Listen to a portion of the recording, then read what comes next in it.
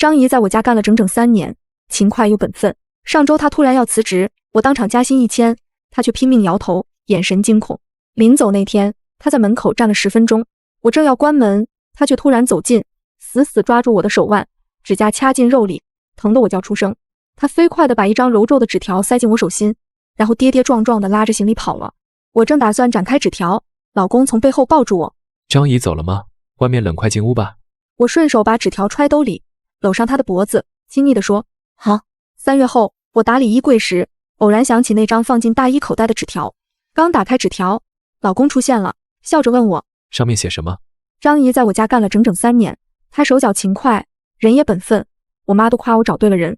上周她突然提辞职，我以为她嫌钱少，当场说：张姨，我再给你加1000。她却拼命摇头，眼神里全是惊恐，像是见了鬼。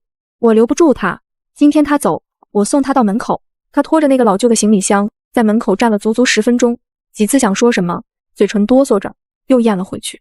天冷，我拢了拢大衣，耐心等她。张姨，路上慢点，常联系。我说。她像是被我的声音惊醒，突然转身，几步冲到我面前，死死抓住我的手腕。她的手很粗糙，力气大得吓人，指甲深深掐进我的肉里，疼得我嘶地叫出声。就在我挣扎的瞬间，她飞快地把一张揉得皱巴巴的纸团塞进我手心，然后她像甩开一个烫手山芋，猛地松开我，头也不回，几乎是跌跌撞撞地拉着行李跑了，消失在楼梯拐角。整个过程不到3秒，我手心攥着那个冰冷的纸团，手腕上火辣辣的疼，心里一阵发毛。我正要把纸团展开，一双温暖的手臂从背后抱住了我，熟悉的雪松味道包围了我，是老公周成。张姨走了。他在我耳边轻声问：外面风大，快进屋吧，小心着凉。他的声音一如既往的温柔。我被他揽着转身，下意识把攥着纸团的手插进大衣口袋。走了。我仰头搂上他的脖子，在他脸颊上亲了一下，语气亲昵的抱怨：都怪你，非要给张姨放长假，这下好了，家里活都得我干了。周成笑起来，宠溺地捏了捏我的鼻子。我的错，我的错。苏大小姐想做什么，我给你当牛做马。我笑着被他拥进屋里，玄关的门在身后轻轻合上，隔绝了外面的寒风，也隔绝了张姨那惊恐的眼神。那张纸条就在我的大衣口袋里，慢慢变得和我的身体一样温暖。我几乎忘了它的存在，直到3个月后换季，我收拾冬天的衣物，那件驼色大衣我拿去干洗前，习惯性的检查口袋，指尖触到一个硬硬的方块，我掏出来，是那个被我忘得一干二净的纸团。客厅里很安静，周成今天公司有会，要晚点回来。我坐在沙发上，迟疑了很久，才慢慢展开那张因在口袋里挤压了太久而有些磨损的纸。纸上没有抬头，没有落款，只有一行歪歪扭扭的字，像是用尽了全身力气才写出来的。你每天吃的不是维生素，快跑！我的大脑嗡的一声，瞬间一片空白。每天吃的维生素，我每天是会吃1片维生素，是周成从国外给我买的，说对身体好。每天早上他都会亲手把药片和温水递到我手里，看着我咽下去。风雨无阻，3年如1日。怎么会？我正死死盯着那行字，浑身血液都快要凝固的时候，背后突然传来周成的声音：老婆，在看什么呢？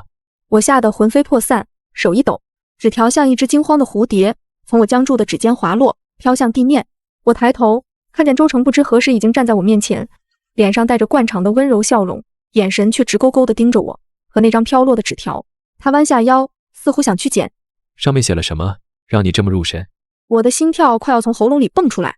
在周成弯腰的瞬间，我的身体比大脑反应更快，我一脚踩在那张纸条上，脚底传来纸张被碾压的触感。周成的手停在半空，他抬起头，有些诧异地看着我。怎么了？我挤出一个笑，努力让自己的声音听起来正常。没什么，一张过期的购物小票都揉烂了，懒得捡。我说着，脚尖在地面上不着痕迹地碾了碾，把那张纸条更深地藏在拖鞋底下。周成站直身体，目光在我脸上停留了2秒，那2秒像一个世纪那么长，我感觉自己的笑容快要裂开。他笑了，伸手把我拉起来，让我坐在他腿上。吓我一跳，还以为是什么宝贝。他刮了一下我的鼻子，脸怎么这么白？是不是累着了？我靠在他怀里，闻着他身上熟悉的味道，身体却止不住的发冷。可能吧，收拾了一下午柜子。辛苦了。他吻了吻我的额头。别弄了，一会儿出去吃。他抱着我温存了一会儿，就起身进了书房，说要处理点工作。我坐在沙发上一动不动，直到书房的门关上。我立刻弯腰，飞快地从脚底捡起那张已经快被我踩烂的纸条，冲进洗手间，反锁了门。我把纸条扔进马桶，按下冲水键，看着纸条在漩涡中消失，我才靠着冰冷的墙壁，大口大口的喘气。你每天吃的不是维生素，快跑！张姨那惊恐的眼神和这行字在我脑海里疯狂交织，我捂住嘴，不让自己发出声音。3年来，我一直以为自己活在蜜罐里。周成把我照顾得无微不至，我有点低血糖，他就在我包里常备糖果。我肠胃不好，他就学着煲各种养胃的汤。我说睡眠质量有点差，他就从国外给我带回纯天然的维生素，说可以安神助眠。每天早上一杯温水，一片白色的小药片。他会笑着说：“老婆，该补充营养了。”然后亲眼看着我吃下去。甜蜜的日常，此刻回想起来，却像一张淬了毒的网，将我层层包裹。我看着镜子里的自己，脸色苍白，眼神恍惚。这3个月，我总感觉自己很疲惫，很嗜睡，脑子也昏昏沉沉的。我以为是换季综合症，现在想来，张姨是3个月前走的。她走后，没人再提醒我吃维生素了吗？不，周成提醒得更勤了。如果我忘了，他会把药和水端到我床前。我必须知道，那到底是不是维生素？我擦干脸上的冷汗，走出洗手间。周成还在书房。我回到卧室，从床头柜的精致药盒里倒出了一片白色药片，和往常一模一样。我攥着它，手心全是汗。我不能再吃了，至少在搞清楚它是什么之前，绝对不能再吃了。第2天早上，周成像往常一样把药片和水杯递给我。老婆，吃药。他笑得和煦春风，我看着他的眼睛，那里面满是熟悉的爱意和温柔。我真的在怀疑他吗？仅仅因为一张来路不明的纸条，可张姨那张恐惧的脸那么真实。我接过药片，在他专注的注视下，仰头把药片放进嘴里，然后端起水杯喝了一大口水。我做出吞咽的动作，喉结滚动。真乖。周成满意的笑了，接过我手里的水杯，转身去厨房准备早餐。在他转身的瞬间，我低下头，把含在舌头底下的药片飞快地吐在了掌心里。药片湿漉漉的，在我手心留下一小滩水印。我攥紧拳头，心脏狂跳。背后是周成在厨房里忙碌的声音，锅碗瓢盆的碰撞声，抽油烟机的嗡嗡声。这些在过去听来充满烟火气的声音，此刻却像催命的鼓点。我快步走进洗手间，把药片扔进马桶，冲掉。整个过程，我紧张得手都在抖。做完这一切，我走回餐厅。周成已经把早餐摆好，煎蛋、培根、热牛奶。快来吃，今天做了你最爱的溏心蛋。他冲我笑，我看着他毫无破绽的笑脸，心里一阵阵发寒。我若无其事地坐下，吃着早餐，和他聊着今天的计划。下午陪我去趟超市，家里牛奶没有了。我说好啊。他答应得很爽快。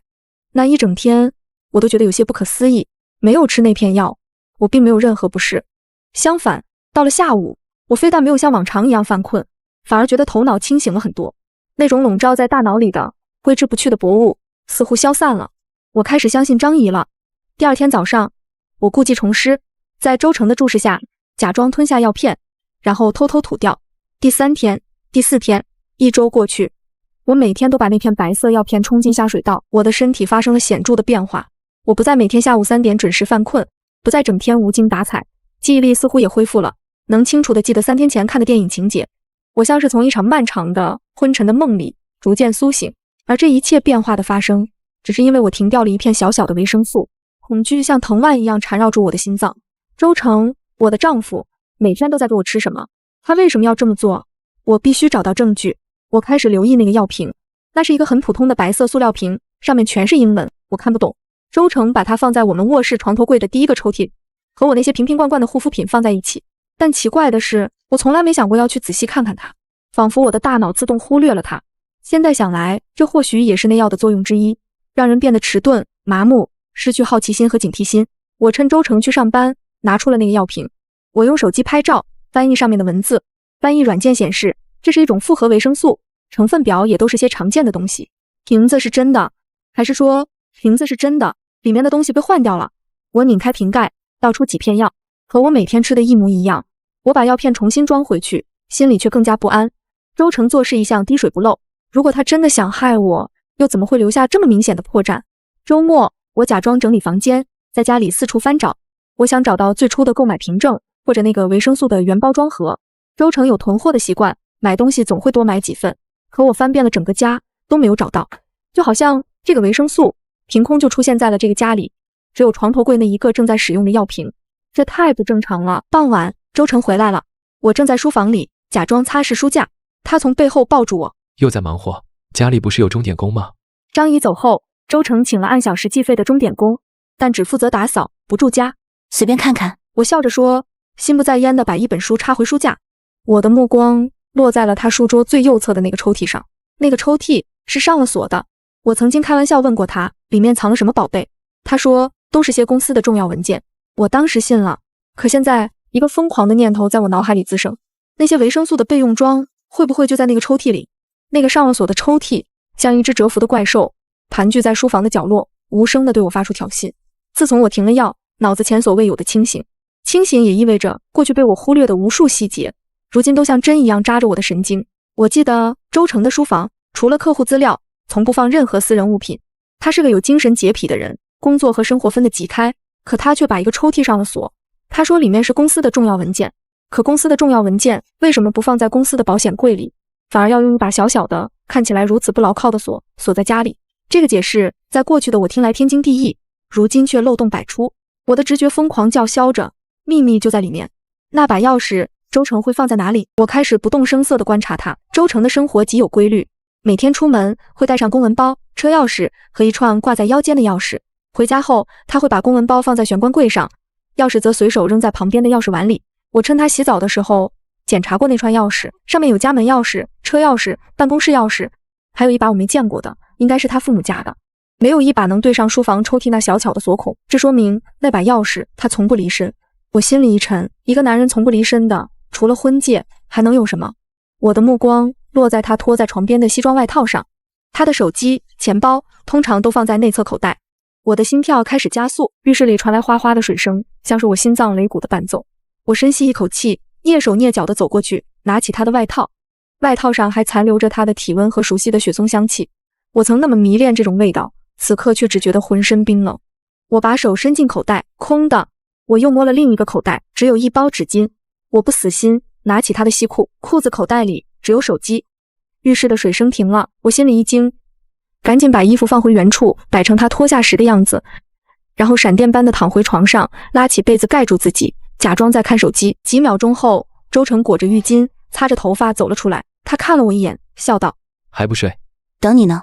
我仰起脸，对他露出一个甜美的笑。他俯身亲了亲我的额头，身上带着湿热的水汽。我配合地搂住他的脖子，手指不经意地划过他脖梗上挂着的一根黑色皮绳。那根皮绳他戴了很久，他说挂坠是他母亲留给他的遗物，一个平安扣。我以前也看过，确实是个质地普通的平安扣，但就在刚刚，我的指尖触碰到的，除了平安扣的温润，还有一个冰冷的带着棱角的金属片感。它被平安扣挡住了，我的心瞬间沉到了谷底。原来在这里，他把钥匙和母亲的遗物串在一起，贴身佩戴，这是一个完美的伪装。谁会去怀疑一个儿子对母亲的纪念呢？我该怎么拿到它？直接抢？不可能。偷？他从不离身，我根本没有机会，除非我能复制一把。我看着他走到衣柜前，打开柜门，寻找睡衣。一个念头像闪电般划过我的脑海，我立刻下床，跑到儿童房。我和周成备孕3年，一直没怀上，但这间儿童房我们早就布置好了。房间里堆着许多我当初头脑发热买的玩具。我从一个积木盒的底层翻出了早就被遗忘的一小盒彩色橡皮泥。我攥着那盒橡皮泥，手心全是汗。机会只有一次。周成睡觉很沉，但也很警觉，我必须在他最放松、最没有防备的时候动手。夜里，我假装睡熟，小心翼翼地把身体转向他。他睡得很沉，呼吸均匀。我借着窗外透进来的微弱月光，死死盯着他脖子上的那根皮绳。我的手抖得不成样子。我一遍遍告诉自己：苏沁，冷静，你不是在偷情，你是在救你自己的命。我慢慢的一点一点地伸出手，指尖快要碰到那根皮绳的时候，周成忽然翻了个身，变成了平躺。我的手僵在半空，吓得差点叫出声。还好，他只是换了个睡姿，没有醒。那根皮绳连带着平安扣和钥匙，就摊在他结实的胸膛上。机会来了，我不再犹豫，用最快的速度从被子底下拿出早就捏软的橡皮泥，轻轻地按了上去。我能清晰地感觉到钥匙的轮廓在橡皮泥上成型。1秒、2秒，我不敢太用力，怕惊醒他。就在我准备收手的时候，周成的喉咙里忽然发出一声模糊的梦呓：别跑。那2个字像一道惊雷在我耳边炸开，我的血液在瞬间冻结，全身的汗毛都竖了起来。我猛地缩回手，将那块印着钥匙模具的橡皮泥死死攥在手心，屏住呼吸，一动不敢动地躺着。周成没有再发出声音，胸膛平稳地起伏着，似乎只是无意识的梦话。可我却无论如何也无法平静下来。别跑！他是在对谁说？是对张仪，还是对我？我的后背渗出一层细密的冷汗，心脏在胸腔里疯狂地跳动，几乎要撞碎我的肋骨。我花了整整半个小时才让自己的身体不再颤动。天亮后，我找了个借口，说约了朋友做瑜伽，拿着那个钥匙模具出了门。我不敢去找正规的锁匠，怕留下记录。我绕了很远的路，在老城区一个不起眼的巷子里，找到了一家挂着修鞋配钥匙牌子的小店。老师傅看了看我的模具，又看了看我，什么也没问。半个小时后，给了我一把崭新的、闪着金属光泽的黄铜钥匙。我把钥匙揣进贴身的口袋，感觉它像一块烧红的烙铁。拿着这把钥匙，我却不敢立刻回家。我真的去了一家瑜伽馆，心不在焉地练了1个小时，直到浑身是汗，才慢慢走回家。我需要一个完美的时机，一个周成不在家，而且能给我留出足够时间的时机。这个机会，我等了3天。周五晚上，周成接了个电话，说是他几个发小临时组局，叫他出去喝酒。他挂了电话，有些歉意地对我说：“老婆，本来想陪你看电影的。”我压抑住内心的狂喜，脸上装出恰到好处的失落。那你少喝点，早点回来。遵命。他笑着在我脸上亲了一口，换上衣服就出门了。门关上的那一刻，我脸上的笑容瞬间消失。我冲到窗边，看着他的车开出小区，消失在夜色里，才终于松了一口气。我几乎是跑着冲进了书房，我的手在抖，拿出那把复制的钥匙，对准抽屉的锁孔。因为紧张，我试了2次才插进去。我轻轻一拧，咔嗒一声，锁开了。我的呼吸都停滞了。我缓缓拉开抽屉，抽屉里没有我想象中的杂乱，反而整整齐齐，像他的人一样井井有条。最上面是整整5瓶和我床头柜上一模一样的维生素，瓶身上的英文介绍和我用手机翻译的结果完全一样。但这5瓶全都是未开封的。在药瓶旁边放着一个深蓝色的丝绒首饰盒，我打开它，里面躺着的却不是什么首饰，而是一瓶包装精致的真正的澳洲进口复合维生素。瓶身上印着一个我认识的品牌商标，和我每天吃下的那种包装完全不同。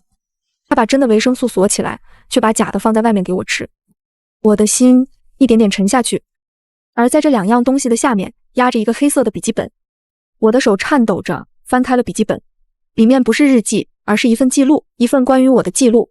3月5日，晴，苏庆开始服用，入睡时间提前40分钟，夜间无起夜，状态良好。3月12日，阴，剂量稳定。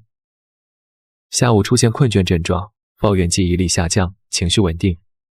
4月8日，雨，近期反应有些迟钝，对我的话有些听不进去，是产生抗药性了，还是剂量不够？5月21日，晴。今天他问我他是不是变笨了，很有趣的反应，我安慰了他，他很依赖我。一页又一页，像一份冷冰冰的实验报告。他像一个科学家在观察一只被注射了药物的小白鼠，而我就是那只小白鼠。我浑身发冷，手指因为用力而发白，几乎要将笔记本的纸页捏碎。在笔记本的最后一页夹着一张折叠起来的纸，我展开它，是一张巨额人身意外险的保单复印件。投保人周成，被保人苏沁，受益人周成，保额1000万，生效日期是2年前。原来他不是想让我变傻变迟钝，他想要的是我的命。当我的身体被药物彻底搞垮，精神恍惚，到时候一场意外，比如煤气中毒，或者下楼梯时摔倒，一切都会显得那么顺理成章。一个悲痛欲绝的丈夫在失去爱妻后得到一笔巨额的保险赔偿，多么完美的剧本！我拿起手机，对着抽屉里所有的东西，笔记本的每一页，那张保单，疯狂的拍照。闪光灯在安静的书房里一次次亮起，像是我无声的尖叫。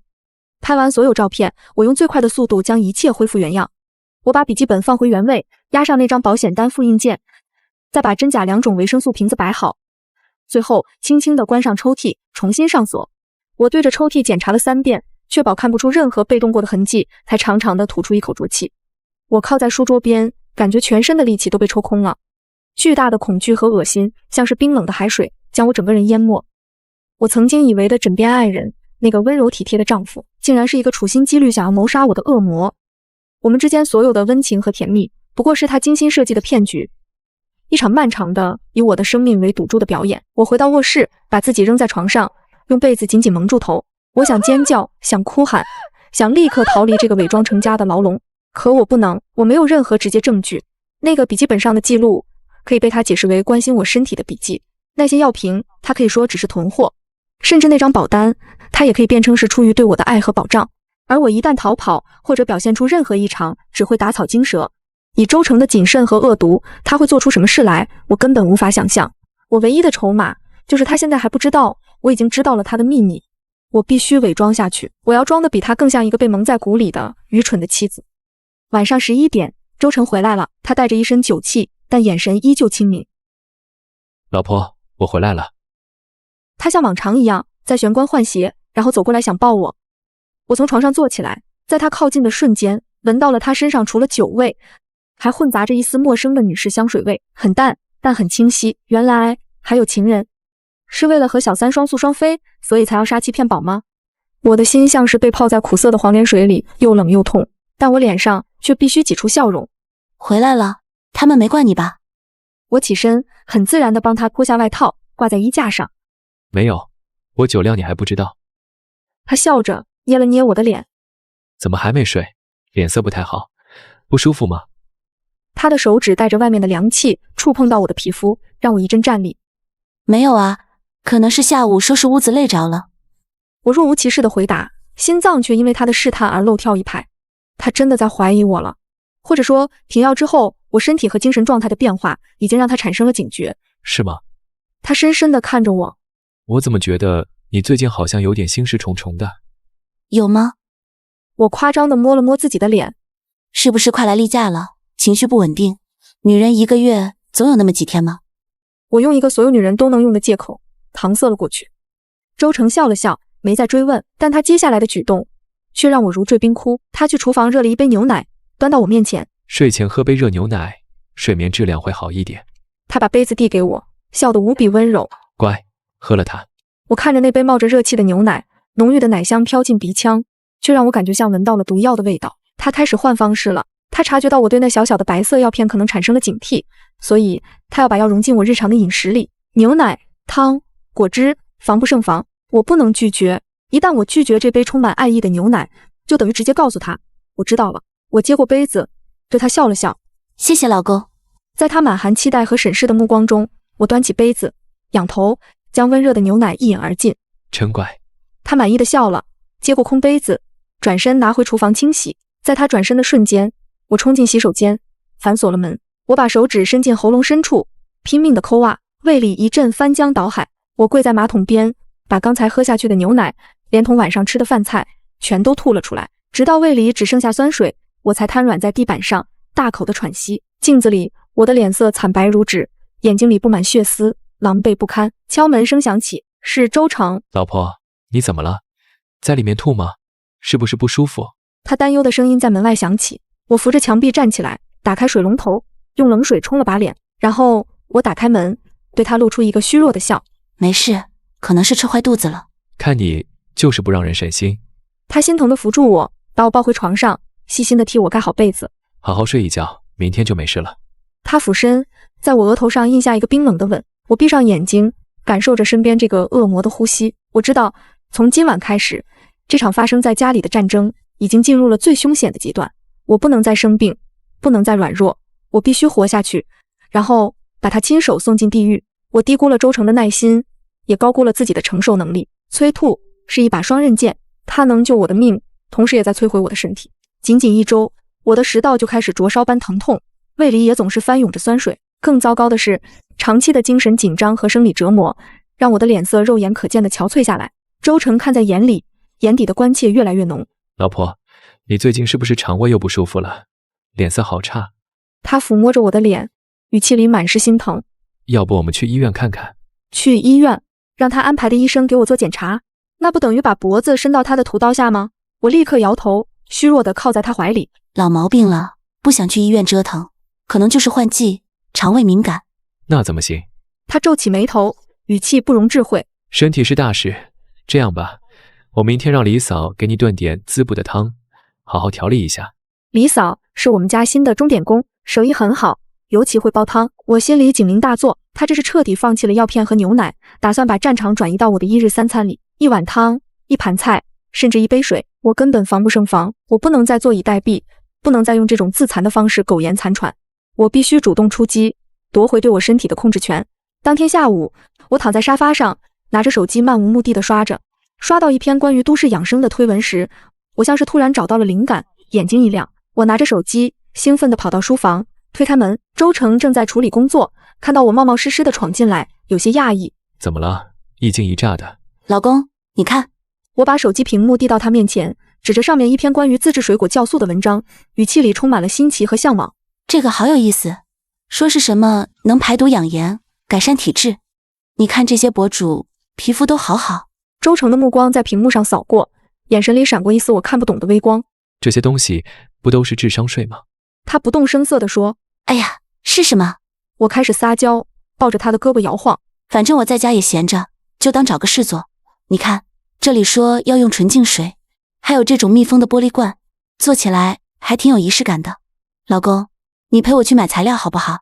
我紧紧盯着他的眼睛，捕捉着他每一丝细微的表情变化。我的计划很简单，我要以养生为名，光明正大的把我的饮用水和部分食物来源从他的控制下剥离出来。我要用我自己买的未开封的纯净水，我要吃我自己亲手处理的水果，我要在他的眼皮子底下为自己建立一个安全的食物体系。周成沉默了几秒，随即笑了。好啊，你喜欢就好。他宠溺地刮了刮我的鼻子。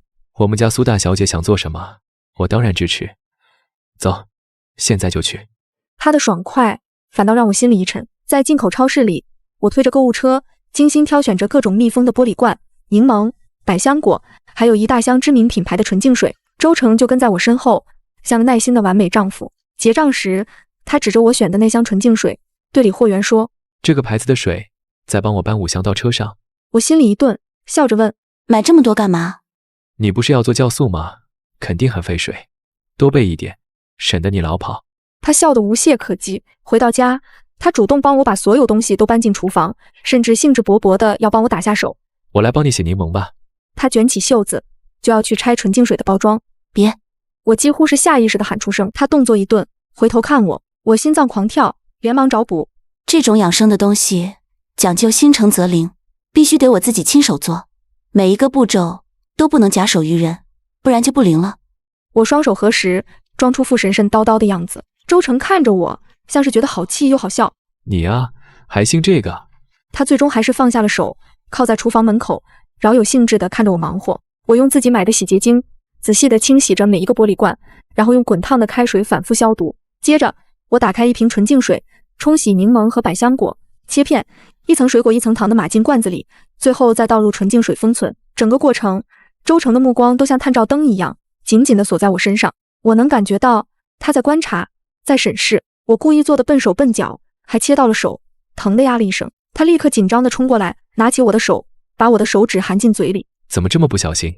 他皱着眉，从医药箱里拿出创可贴，小心翼翼地帮我包扎好，眼神里的心疼和责备，真实的让我几乎要再次动摇。如果不是我看过那个黑色的笔记本，我绝对会被他此刻的深情所迷惑。他越是深情，我心里就越是发冷。好了，别弄了，剩下的我来。他说着，就要去碰那些水果。不行，我固执地推开他，说了我要自己来，这是我的作品。我们拉扯着，我看到他眼底深处闪过一丝极不耐烦的阴郁，但那丝阴郁很快就被温柔的笑意所取代。好好好，依你，都依你，我的小酱牛。他松开手，无奈地摇了摇头。我终于成功的在他的注视下完成了我的第1罐排毒酵素。从那天起，我名正言顺地只喝自己买的纯净水，每天的下午茶也从李嫂炖的燕窝换成了我自己泡的柠檬水。周成没有再逼我喝牛奶，也没有再劝我喝汤，他甚至会很有兴趣地每天观察我的酵素罐，问我什么时候能喝。家里维持着一种诡异的和平。我知道这只是暴风雨前的宁静。他没有动手，是因为他还没找到新的能绕过我所有防备的办法。他在等一个机会，而我也在等。我身体的恢复比想象中更快，摆脱了药物的控制，加上每天大量的饮水和清淡的饮食，我原本昏沉的大脑变得清明，苍白的脸色也渐渐红润起来。这种变化瞒不过周成的眼睛，他看我的眼神变得越来越深沉，越来越难以捉摸。我能感觉到他的耐心正在被一点点耗尽，而他的反击也来得猝不及防。那是一个周3的早上，我约了闺蜜逛街，我们说好了10点在商场门口见。我9点半从家里出发，时间绰绰有余。可当我到了商场，等了足足半个小时，也没见到闺蜜的身影。打电话给她，她却在电话那头火冒三丈。苏沁，你到底什么意思？耍我玩呢？我被她骂得一头雾水。我已经在门口了啊，你人呢？门口？你昨天不是在微信上跟我说临时改到下午3点吗？我下午的会都推了，你现在跟我说你在门口？我彻底懵了。我什么时候跟她说过改时间？我立刻打开微信，翻看我们的聊天记录，翻到昨天晚上，我瞳孔骤然一缩，聊天记录里清清楚楚地显示着我在昨晚10点05分给她发了一条消息：亲爱的，明天临时有事，我们改到下午3点见吧。而我发誓，我绝对没有发过这条消息。昨晚10点，我正在浴室洗澡，我的手机就放在卧室的床头柜上充电，能接触到我手机的人只有一个，周成。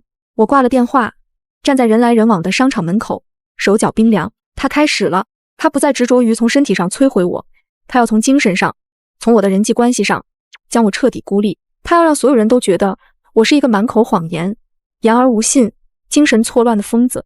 这比直接下毒更让我感到恐惧。接下来的1周，类似的事情频繁发生。我放在书桌上的车钥匙会离奇地出现在冰箱的冷藏室里。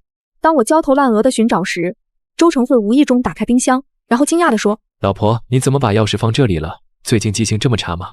我预约的牙医会接到一个自称是我本人的电话，取消预约。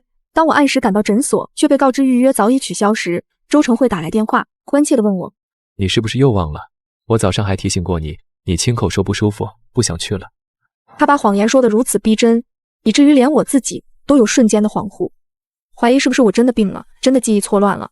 这就是煤气灯效应，通过持续的扭曲和否认，让受害者怀疑自己的感知、记忆，甚至理智。而最致命的一击来自我的母亲。我察觉到周成的阴谋后，就想过向家人求助，但我不敢在家里打电话，我怕被监听。我借口出去做头发，在理发店的卫生间里，用颤抖的手拨通了我妈的电话。妈，我刚一开口，声音就带了哭腔。妈，你和爸有时间吗？我想回家住几天。我压低声音，急切地说，有些事我必须当面跟你们说，关于周成的。我的话还没说完，就被我妈打断了。她的语气是我从未听过的担忧和一丝小心翼翼。沁沁啊，你跟妈说实话，你最近是不是压力太大了？我心里咯噔一下。妈，你什么意思？你别瞒我了，阿成都跟我说了。我妈叹了口气，语气里满是心疼。她说你最近总是胡思乱想，晚上也睡不好，还总说些别人听不懂的话。她说你总觉得有人要害你，是不是？我的大脑嗡的一声，一片空白。她说你辞退了那么好的张姨，自己在家又不做饭，天天就抱着几个玻璃罐子喝那些稀奇古怪的水。阿成担心你身体出问题，想带你去医院，你又死活不肯去。沁沁，你到底怎么了？你要是心里不舒服，就跟妈说，别一个人憋着，更别跟阿成闹脾气。他一个大男人，工作那么忙，回家还要照顾你，他也不容易啊。我妈的每一句话都像一把刀子，狠狠地扎在我的心上。周成，他竟然早就铺好了路，他把我所有的反常，所有的自救行为都扭曲成了精神失常的证据，提前灌输给了我最亲近的人。他切断了我最后一条退路。在这个世界上，我已经没有任何人可以相信，可以求助了。妈，不是那样的，是他。我急切地想要辩解。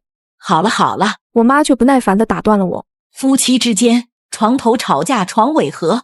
阿成那么爱你，你别老是疑神明疑鬼的，你俩好好的就行啊。妈这边还有事，先挂了。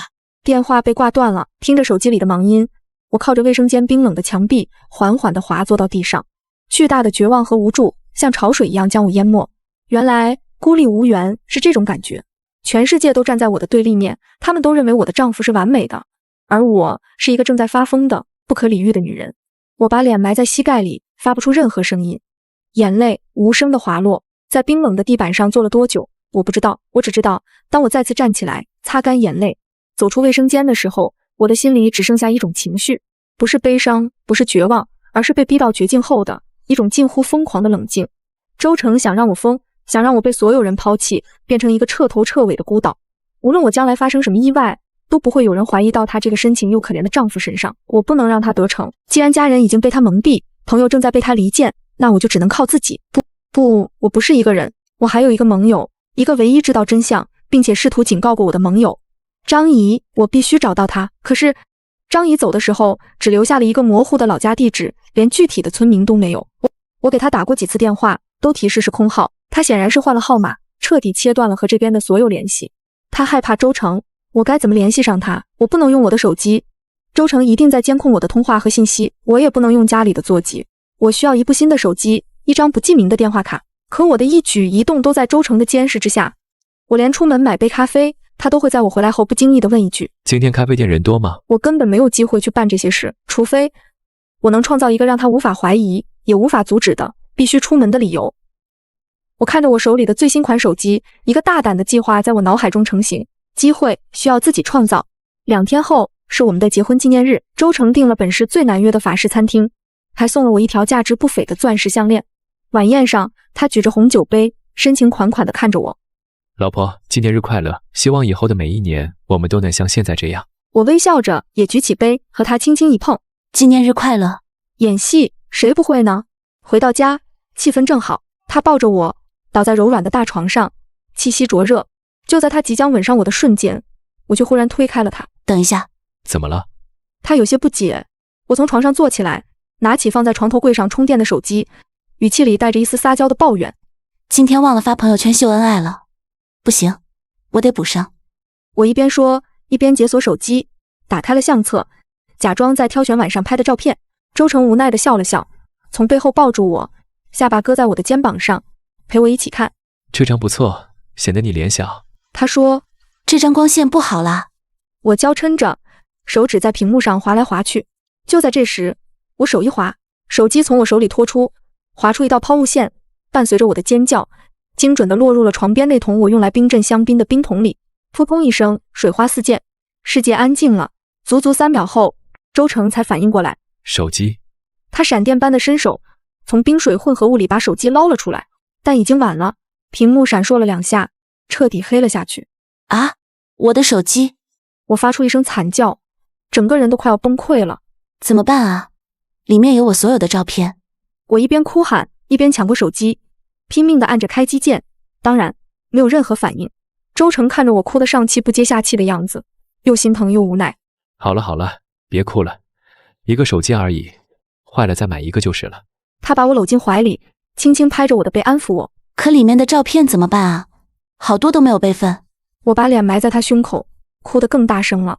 没事没事，回头拿去问问，看数据能不能导出来。他柔声安慰着，语气里听不出一丝怀疑。我成功了，我用一个看似愚蠢的意外，为自己创造了一个必须出门，并且可以脱离他视线的绝佳的机会。第2天一早，我就催着周成，老公，我们快去买手机吧。没有手机，我感觉自己像个瞎子。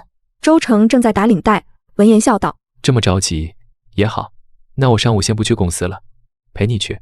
我心里一紧，陪我去，那我的计划岂不是全泡汤了？我立刻拉下脸，不高兴地说，不用你陪，你公司那么多事，我自己去就行了。再说了，你一个大男人，懂什么手机？审美跟我又不一样。我故意表现出了一点无理取闹的小脾气。周成果然很吃这一套，他举起手做了个投降的姿势。好好好，女王大人说什么就是什么，那你自己去，路上小心。卡带了吗？带了。我拿起包，在他脸上飞快地亲了一口。那我出门啦。走出家门的那一刻，我感觉背后的那道无形的视线终于暂时消失了。我没有直接去商场，而是先打车到了一个离家很远的电脑城。这里鱼龙混杂，到处都是卖2手手机和电话卡的摊位。我走进一个不起眼的店面，用现金买了一部最便宜的老人机和一张不需要身份证的电话卡。做完这一切，我才又打车去了市中心最大的购物中心，走进手机品牌的旗舰店。我必须让我的所有行为都有一个完美的闭环。在旗舰店里，我装模作样的挑选了很久，最后买了一部和之前一模一样的新手机。刷卡、签字，拿着购物小票和新手机，我才终于松了一口气。我没有立刻回家，而是在商场里找了一个最偏僻的消防通道。这里空无一人，只有头顶冰冷的指示灯亮着。我靠在满是灰尘的墙上，拿出那部新买的老人机，换上那张黑卡，颤抖着，凭着记忆拨出了一串烂熟于心的号码。那是张怡辞职时留下的那个空号。我不知道他换号后会不会还用原来的手机，但我知道很多年纪大的人换了新卡，就手机也还会偶尔开机看看，这是我唯一的希望。电话拨出去，听筒里传来嘟嘟的等待音，我的心提到了嗓子眼，1声、2声、3声。就在我快要绝望，以为不会有人接听的时候，电话突然被接通了，听筒里传来一个带着浓重乡音的警惕的女声：“喂，你哪位？”是张姨的声音。我的眼泪瞬间涌了出来，我捂住嘴，努力让自己的声音听起来平稳。张姨，是我，苏沁。电话那头，张姨的声音充满了惊恐和颤抖，像是躲在某个角落，生怕被野兽发现。太太，你怎么会用这个号码打给我？我的眼泪再也忍不住，汹涌而出。我死死捂住嘴，不让自己的哭声溢出来，只用带着浓重鼻音的声音急切地说：“张姨，是我，苏沁。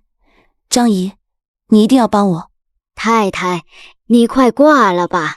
张姨的声音都变了调，充满了哀求。他不是好人，他是个魔鬼，他会找到我的。我不想死啊，太太。他不会找到你的，我用的是新号码，没登记过。我压低声音，语速飞快，试图安抚他，也像是在说服我自己。张姨，我已经没有办法了。他想让我疯，他告诉我妈，说我精神不正常，说我胡思乱想。我妈已经不信我了，所有人都觉得我疯了。我一口气将自己的处境说了出来，每一句话都像是在泣血。我赌张姨的良心，赌她当初塞给我纸条时还没有泯灭的正义感。电话那头沉默了，我能听到她粗重的呼吸声和压抑的细碎的哭声。过了10几秒，她才用一种几乎被抽干了所有力气的声音说：“太太，我不是故意要走的。那天晚上我起夜上厕所，经过书房，看到门虚掩着，我以为是先生忘了关，就想去关上。”他的声音压得极低，仿佛在回忆一件极其恐怖的事情。我走到门口，就看到先生，他背对着门站在书桌前，他把您床头柜那个装维生素的瓶子拿去了，把里面的药片全都倒了出来，倒在了一张纸巾上。我的心随着他的叙述一寸寸地往下沉。然后他又从那个上了锁的抽屉里拿出了一个没有任何标签的棕色小瓶子，从里面倒出了一些一模一样的白色药片，装进了那个维生素瓶里。他做得特别仔细，连数量都数得一样。装好后，他又把原来那些药片用纸巾包起来，不知道藏到哪里去了。原来如此，我一直找不到的破绽，被张姨在无意中撞破了。她用真的维生素瓶装着她自己换掉的药，而我拍照翻译的自然是那个无辜的瓶子。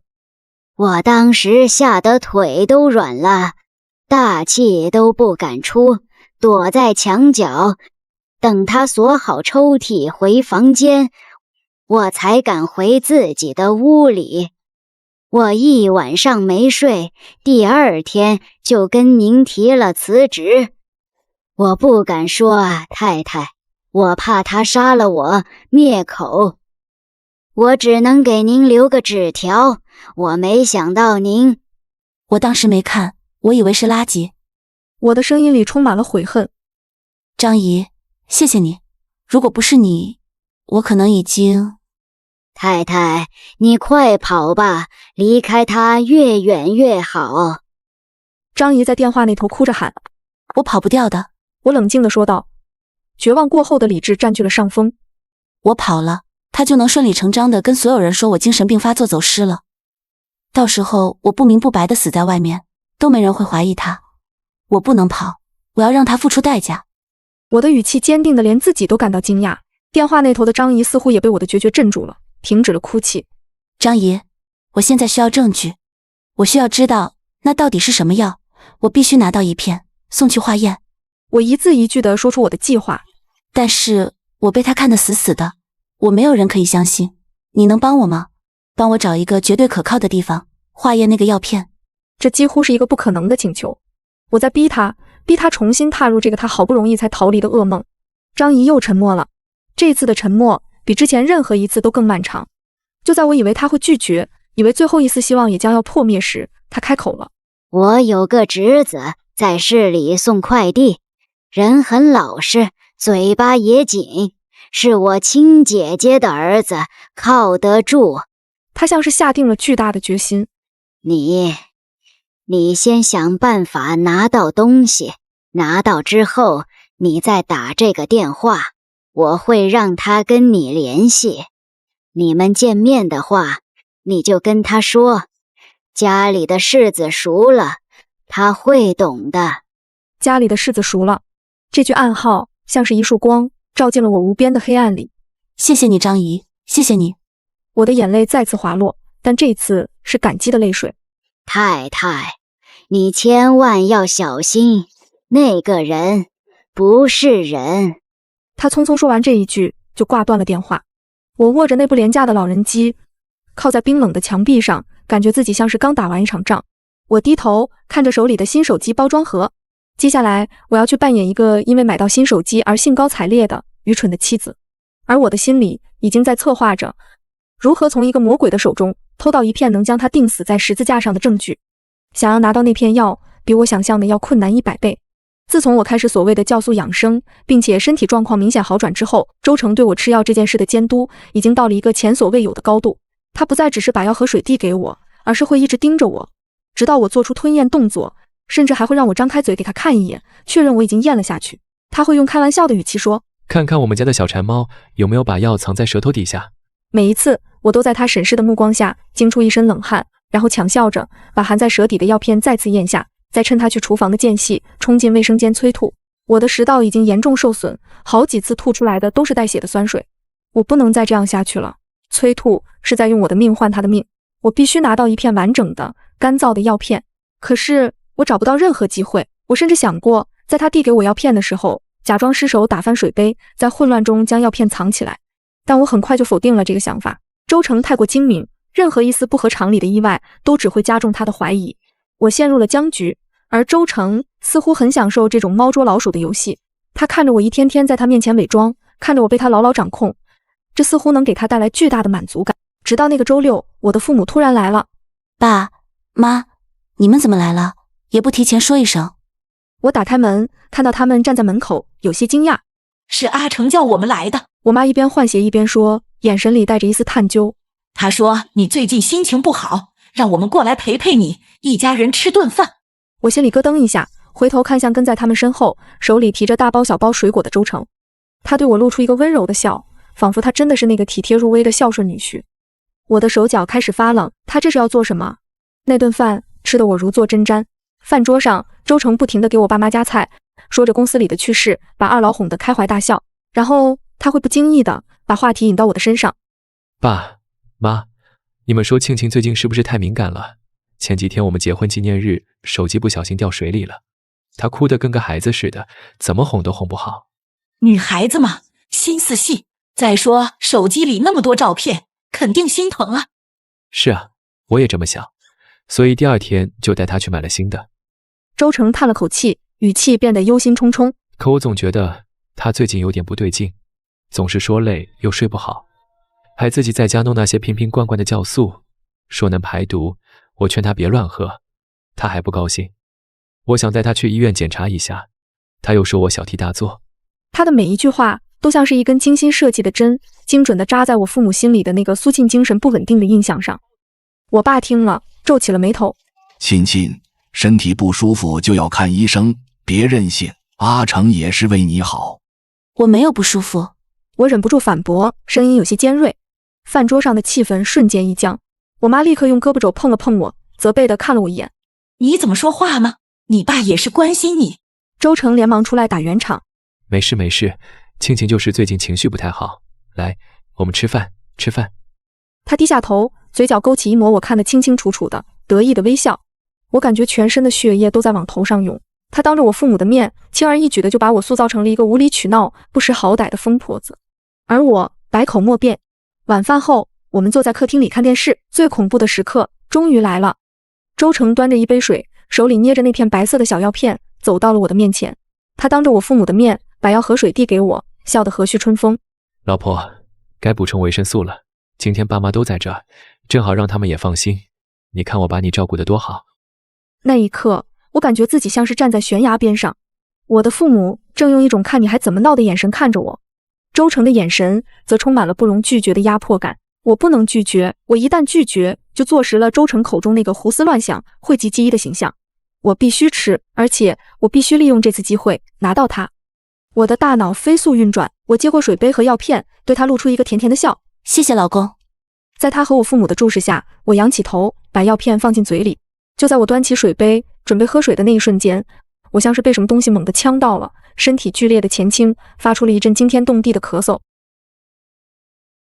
我咳得撕心裂肺，脸涨得通红，眼泪都飙了出来。手里的水杯哐当一声掉在了地毯上，水洒了一地。庆庆，怎么了？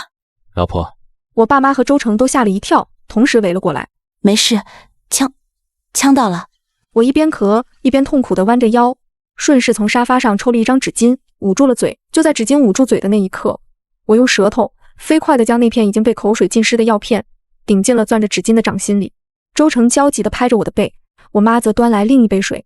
我装作缓过劲来的样子，直起身，接过水杯喝了一大口，脸上还带着剧烈咳嗽后的潮红和泪痕。没事了，不好意思，吓到你们了。喝水喝太急了。我虚弱地笑了笑，手里还紧紧攥着那团擦过嘴的纸巾。你这孩子怎么这么不小心？我妈心有余悸地抱怨道。周成则蹲下身，一边收拾地上的狼藉，一边抬头看我，眼神里带着一丝探究。我迎上他的目光，眼神无辜又脆弱。他看了我几秒，最终还是移开了视线，没有再说什么。那天晚上，我爸妈留宿在了客房。我回到房间，反锁了门，立刻冲进洗手间。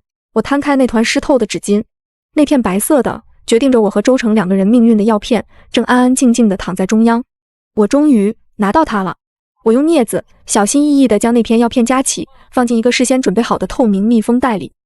然后我将这个小小的密封袋藏进了我的一支口红的空管里，这是最安全的地方。周成不会去翻我的口红，即使他心血来潮，也只会看到一支平平无奇的口红。证据到手，下一步就是如何将它送出去。我必须再次联系张姨的侄子，我需要一个出门的借口，一个能让我独自一人，并且有足够时间去完成交接的借口。这一次，我不能再用弄坏手机之类的蠢办法。周成的疑心已经很重，任何一点小聪明都可能弄巧成拙，机会来得比我想象的要快。周一早上，周成在玄关换鞋准备去上班，他随口问我：对了，老婆，你那条钻石项链戴着还习惯吗？上次纪念日送你的那个。我心里一动，一个完美的计划瞬间浮现在脑海。别提了。我立刻装出不满的样子，走到他身边，帮他整理领带。链子好像有点问题，搭扣那里不太灵活，有时候还会刮到我的头发。那么贵的东西，做工也太不仔细了。是吗？周成皱起了眉。那得拿去专柜看看，让他们处理一下，不行就换一条。我想也是。我点点头，顺势说道：那我今天下午就去一趟商场吧，正好让他们给我调整一下。这是一个无懈可击的理由。去维修昂贵的珠宝需要时间，而且是一个女人完全可以独立完成的事情。好。周成答应得很爽快。那你自己开车小心点。他俯身在我额头上亲了一下，然后像往常一样出门了。我站在门口，听着他的脚步声消失在楼道里，脸上抱怨的表情瞬间褪去，取而代之的是一片冰冷的凝重。我等到下午2点，算着是上班族最忙碌，街上人也相对较少的时候，才换好衣服，化了一个精致的妆，拿上那支藏着秘密的口红，走出了家门。我开着车，没有直接去和张姨侄子约定的地点，而是先驶向了市中心那家最高档的百货商场。我必须把戏做全套。我走进那家珠宝品牌的专柜，真的把那条项链交给了店员，并且煞有其事地描述着搭扣不灵的问题。店员承诺会进行检修，并给了我一张取货单。做完这一切，我才不紧不慢地走出商场。我没有立刻去开车，而是在商场门口叫了一辆出租车。师傅，去城西的古玩市场。我必须制造一个信息差，就算周成想查我的行踪，他顶多能查到我的车停在了商场的停车场。出租车在车流中穿行，我的心也跟着紧张地跳动。我拿出那部老人机，拨通了张姨的号码。张姨，是我，东西我拿到了。好，张姨的声音依然紧张。我让我侄子在古玩市场东门那个大牌坊底下等你。他穿着一件蓝色的快递工服，手里拿着一个大纸箱子。你把东西给他，他就知道了。好。挂了电话，我将手机关机，取出电话卡，掰成2半，扔进了路边的垃圾桶里。这部手机的使命已经完成了。10几分钟后，出租车停在了古玩市场门口。我付了钱，深吸一口气，走向那个巨大的刻着藏宝楼的仿古牌坊。远远的，我就看到了一个穿着蓝色工服的年轻男人，他大概20出头，皮肤黝黑，看起来很淳朴。他抱着一个半人高的大纸箱，站在牌坊的石狮子旁边，有些局促的四处张望着，应该就是他了。我压下心里的紧张，缓步走过去。就在我离他只有不到10米的时候，我的眼角余光忽然瞥见了一个极其熟悉的东西。在牌坊对面的马路边停着一辆黑色的宝马，那辆车和我家车库里周成的那辆一模一样，连车牌号都一模一样。我的血液在瞬间凝固了。他怎么会在这里？他不是应该在公司吗？他跟踪我，我猛地停下脚步，心脏狂跳，几乎要从喉咙里蹦出来。我不敢再往前走，也不敢回头，我僵在原地，感觉一道冰冷的带着审视的目光正从那辆宝马车的后座穿透深色的车窗玻璃，死死地定在我的身上。那个抱着纸箱的快递小哥似乎也注意到了我向我投来询问的目光。我不能过去，我一旦走过去把东西交给他，就会被周成抓个正着，到时候人赃并获，我之前所有的努力和伪装都将化为泡影。他会有10000种方法让我彻底消失，并且显得合情合理。怎么办？怎么办？我的大脑一片空白，冷汗瞬间湿透了后背。我必须立刻离开这里。我强迫自己转过身，装作只是一个路过的游客，漫无目的地朝着另一个方向走去。我甚至不敢加快脚步，怕引起他的怀疑。我的每一步都像是踩在刀尖上，我能感觉到那道目光像一条毒蛇，始终紧紧地跟随着我。我绕着古玩市场的外围走了一大圈，直到那辆黑色的宝马彻底消失在我的视线里，我才敢拐进一条小巷，靠着墙壁大口大口地喘气。我失败了，我离成功只有1步之遥，却掉进了他精心布置的陷阱里。他早就知道我要做什么，他甚至知道我会来这里。我的计划从一开始就在他的掌控之中。我瘫坐在地上，巨大的恐惧和无力感将我吞没。我不是在和一个人斗，我是在和一个戴着完美面具的魔鬼斗，而这个魔鬼已经看穿了我所有的底牌。我不知道自己是怎么把车开回家的。我的手脚冰凉，身体僵硬，大脑里反复回放着那辆黑色宝马的影像，以及周成那仿佛能穿透一切的目光。他知道，他什么都知道。我像一个提线木偶，机械地停好车，上楼，拿出钥匙，打开家门，玄关的灯亮着，温暖而明亮。周成正坐在沙发上看财经新闻，听到开门声，他回头，脸上立刻绽开一个完美的、充满爱意的笑容。回来了，项链弄好了吗？他起身向我走来，那么自然，那么温柔，仿佛下午那个在古玩市场外监视我的男人，只是我惊恐之下产生的幻觉。我几乎要被他这副炉火纯青的演技骗过去。他们说要检修一下，过几天才能拿。我低下头换鞋，不敢看他的眼睛，生怕他从我瞳孔的震颤中看出我此刻已经濒临崩溃的灵魂。辛苦了。他接过我的包，很自然地挂在衣架上，然后从背后抱住我，下巴轻轻搁在我的肩窝。跑了一下午，累了吧？我给你放了洗澡水，加了你喜欢的精油。他的怀抱曾经是我的港湾，此刻却像一个由钢铁铸成的牢笼，冰冷而坚硬。他身上熟悉的雪松味道混合着我自己的因恐惧而渗出的冷汗味，形成一种令人作呕的气息。我没有挣扎，任由他抱着。怎么了？好像不开心。他敏锐地察觉到我的僵硬，手指在我手臂上轻轻摩挲着。是不是专柜的人服务不好？没有，挺好的。我终于抬起头，逼迫自己挤出一个笑容，一个疲惫而脆弱的笑容。就是觉得有点累。那就快去泡个热水澡，放松一下。他亲了亲我的脸颊，眼神里的关切真挚的毫无瑕疵。我点点头，拖着灌了铅的双腿走进浴室。门关上的那一刻，我再也支撑不住，身体顺着门板滑落在地。我死死咬住自己的手背，不让自己发出一丝声音。眼泪像断了线的珠子，无声地砸落在冰冷的地砖上。完了，一切都完了。我的计划，我的挣扎，在他眼里不过是一场可笑的、自不量力的独角戏。他像一个高高在上的神，饶有兴致地看着我这个小丑上蹿下跳，然后在我以为自己即将成功的瞬间，轻轻动一动手指，就将我所有的希望碾得粉碎。那片被我视若救命稻草的药片，此刻就躺在我包里的口红管里，就像一颗定时炸弹，我送不出去，也无法处理掉。它成了我反抗过的唯一罪证。我还能怎么办？报警，跟警察说我怀疑我丈夫给我下毒。